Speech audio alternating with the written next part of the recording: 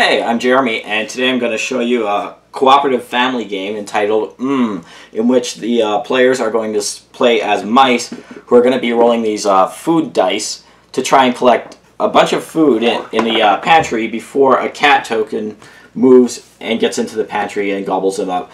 So I'll take a moment to show you the rules of the game, and then I'll come back here and give you my thoughts. Okay, so here we have the game as it will look at the start. Regardless of the number of players, the game does play from 2 to 4 players, but they're going to be playing cooperatively on the board, so the setup would be the same. There's 2 sections on this board. There's one which is the pantry, where the mice are trying to collect all these various types of food, and they're trying to do that before this cat token here, which looks like that, advances all the way to the pantry. So if the cat ever makes it here before the mice will collect all this food, indicated by placing these tokens, the players will lose, and you'll evaluate their score. If they manage to cover up the whole board with the mice tokens before the cat moves all the way, the players will win. How are they going to do that? On a player's turn, they're going to roll these 3 dice, and then they're obligated to place at least one of those.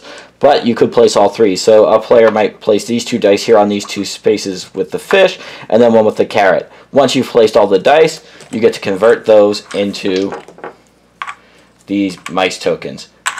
At the end of your turn, you check if you've completed an entire type of food. So here I've completed this entire fish. I did not complete that entire carrot, but 1 is enough. And since I did that, the cat does not move at the end of my turn. Now it will be the next player's turn. They might roll. So they've gotten another carrot, so they might work on trying to complete that carrot. And then they would choose to roll again, probably. The X, they can't place that, so they are obligated to place this cheese. And now they have to roll again. And they got a pickle. And the problem here is that they do get to place these three tokens, like such.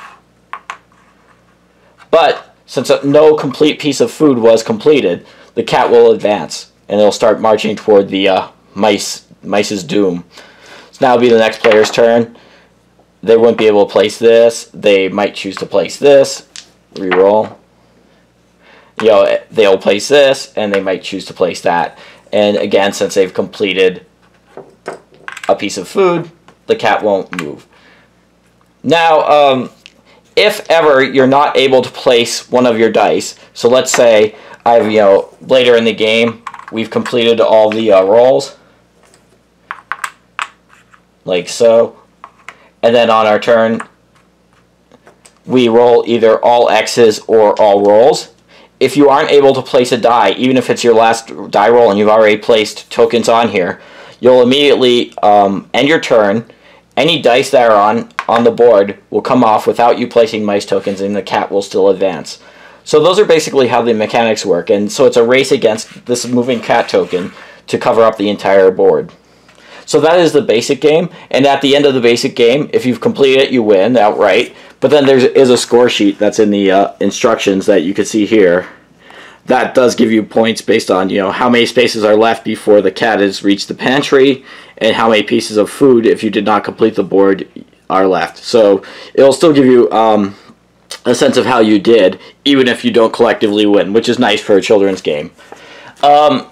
So there is a variant that makes the game harder, and there's also a second side of the board. So first of all, the second side of the board, which I'll show here, it's indicated because this one has the 2 paw prints down here instead of 1 paw print. There's the 1 paw print. So on the second side of the board, you'll notice perhaps that the pieces of food are larger, which makes it harder to complete a piece of food on your turn.